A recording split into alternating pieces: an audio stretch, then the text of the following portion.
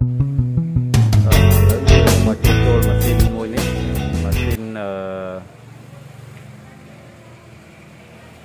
này mạ vía bà mà xin ấy vì bạn đây bạn ở sơ đây cạnh vì bạn ở sơ đây cạnh này bạn ở sơ đây cạnh nhỉ chẳng vì dương cạnh phở cao chứ là vì ở mẹ tục bà ấy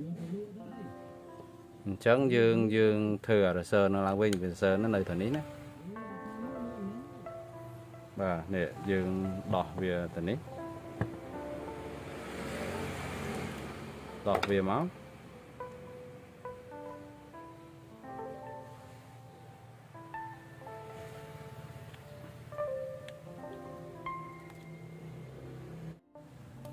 việc bạ rồi sơ đầy cạnh nữa chẳng dương đỏ về chẳng máu dương mưa thay vì việc bạ việc mình nè việc bạ rồi sơ ní nè thôi nhé bà nè bị bay cả nắn chẳng dương thư rồi sơ nó làm vinh mắt đầm bay đạo tới dương ai phở vẻ bàn vinh chẳng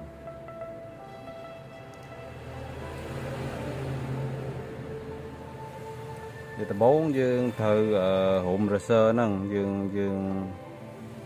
dương hồ snow lại đầm bay rung vì làm vinh chẳng đời xa anh nói việc miền thay đây chẳng nè dương cho lu hộp hết nè lu hộp hết inox lu cái sản phẩm thư rồi sơ nó chẳng dương thư rồi sơ là ngọt niềm chẳng làm bay thư rồi sơ nó bán dương thử miên nếu dương do mà thư thì pum về pum và trâu hay chẳng dương thử ca chạp mà lệt dương do mà lên đấy chạp về lại nó chọn nó hay dương hụm về và chạp ở chọn chẳng mắt hay rồi sơ nó nếu dương hụm ta khang na có ban đây ở đây để dương hụm xoay có ban sẽ đăng có ban và rồi sơ chẳng dương hụm thầy chơi thấy dương sùa hụm chẳng dương hụm ở về như thế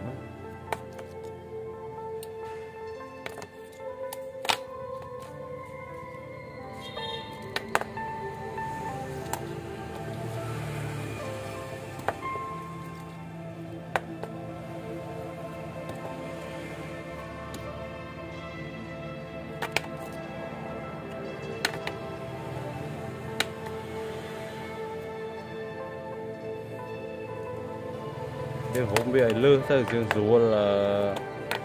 dương bật thà về phết dương ai cắt trên bàn tái bởi dương hụm ở lấy dương thời hụm mà đòn tia này chẳng dương hụm về gì đó là bởi dương tiền về tới ở về tới và sân chỉ về vé dương cắt chào tại bờ thơ dương thơ lấy ọt thử cạch tới về ọt rùa lỏ vì là hạt bạn và nên dương kịch thà vậy nó về ai cục còn này chẳng dương lên về mới dương cắt về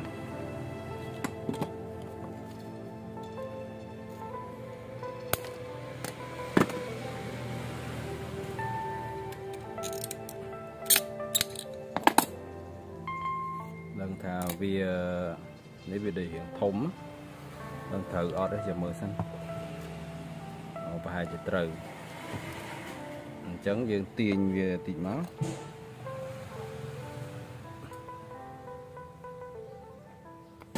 bay tiền số được chạp về cho về mốt rồi nó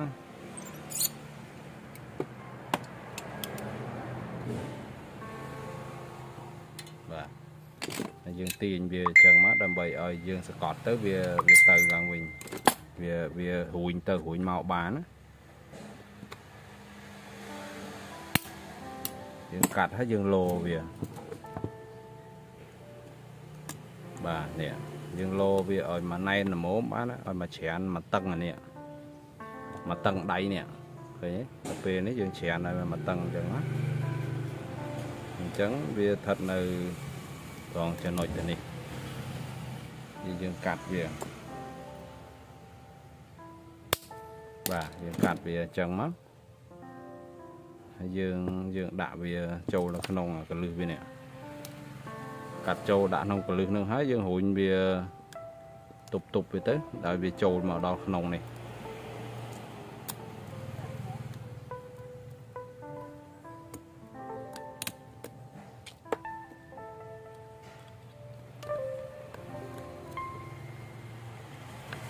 và nhé đây dương cạch về xạ mở đây về này và này có thể nó dương về ở phía bàn lọ đây phần tay bảo về này tịnh chứng về mình sờ lọ đây về cạch tới về kia đo về chứng về ở sờ lọ nhé chứng dương cạch về trâu tích bình là bởi ở về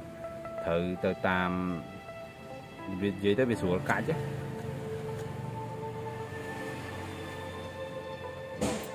đỏ bị chênh nó dương cắt cho phải chỉ 7 cam ấy từ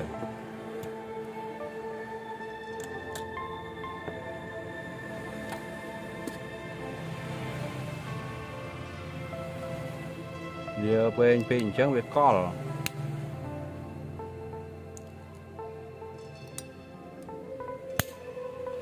cắt cho 7 cam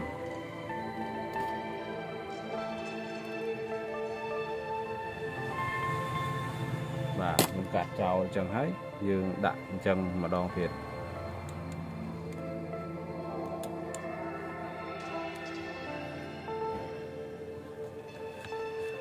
đặt chân hai bàn tay à phê dương cắt nó dương thể tiên bia giờ để sơ nó dương tiên bia ở dưới chưa năng tích làm bay ở bia cầm liệt ở cam là sơ đấy ở bia thẹn khlang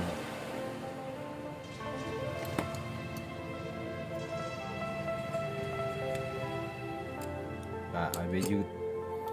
tích tới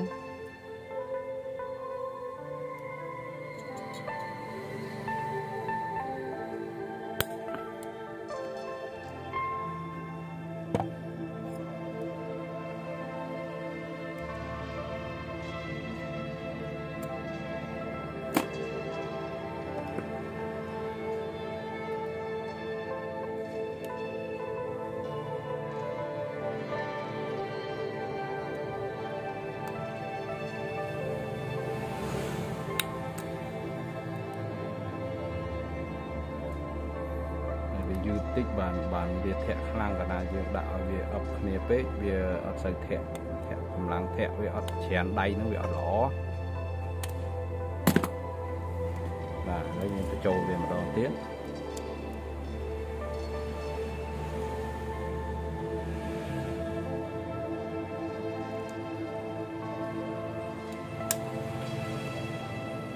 nó dương trốn chén trâu lắm phải giặt đây giảm một đầy tại vì toạt mà vĩnh vì thử một đầy giường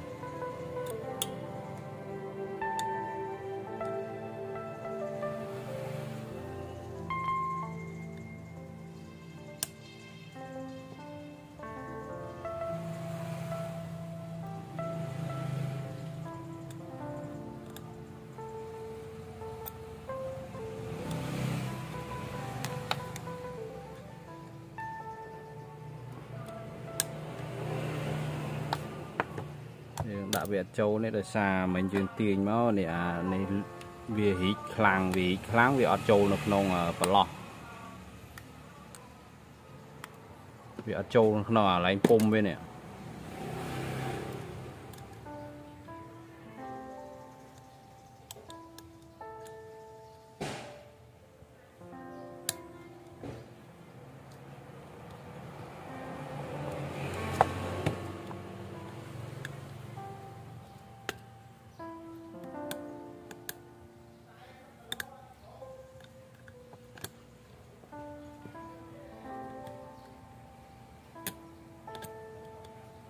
và ở châu chân tới hay dương cạch xả mầm đòn thiệt nè nhé cạch tới về châu lại và chấn dương đại cầm rồ về vĩnh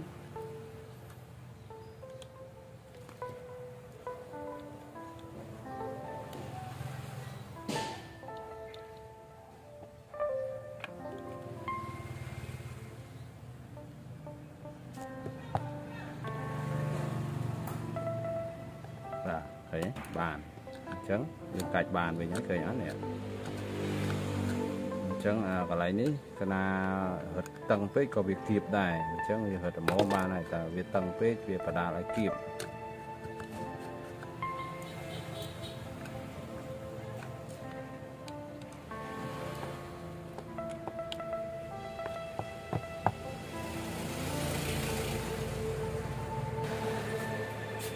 nó dương đã về chân hết dương chạp về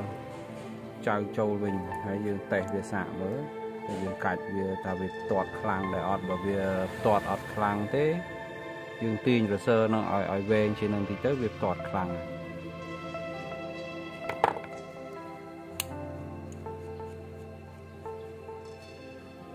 đây việc đào toàn số đấy dương sài rồi sơ nó là bình tĩnh lắm nó dương đạo về hơi dương mưa về mình nè tập về khác dương đạoแต่ nó ở thử về cạch tới bờ đảo về plot anh chăng nóแต่ chăng dương phở bè về ở sưu đây chăng dươngแต่ nó đạo hết từ mưa về tha cạch tới về miền to họ trong cả bảo về to của Việt bàn du đây lấy dương cạch nữa nè dương lên rất lộc và nâng chân bàn thơ của sân thì dương thơ từ vui từ bị đáy vô tới phở bè cao chứ hay nhầm từ tua chua chua mà xin vào bọn thầy của bộ phết ao từ việc khâu cho việc khâu ấy chậm nhẹ tầm nông ta mình dạ lấy tư sạm nó kháng còng nó máu nhầm nó đã lấy tư sạm nó kháng khổ nó tầm bay mình ao xuống không ca chậm nhẹ tầm nông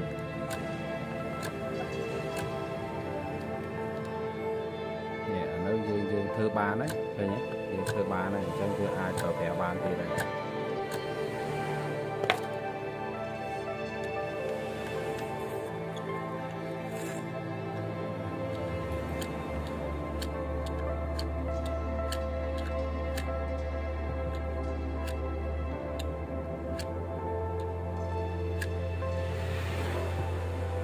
จะសូមអរគុណសម្រាប់ការតាមដានទស្សនាវីដេអូរបស់ខ្ញុំតាំងពីដើមរហូតដល់ចប់បាទសូមអរគុណ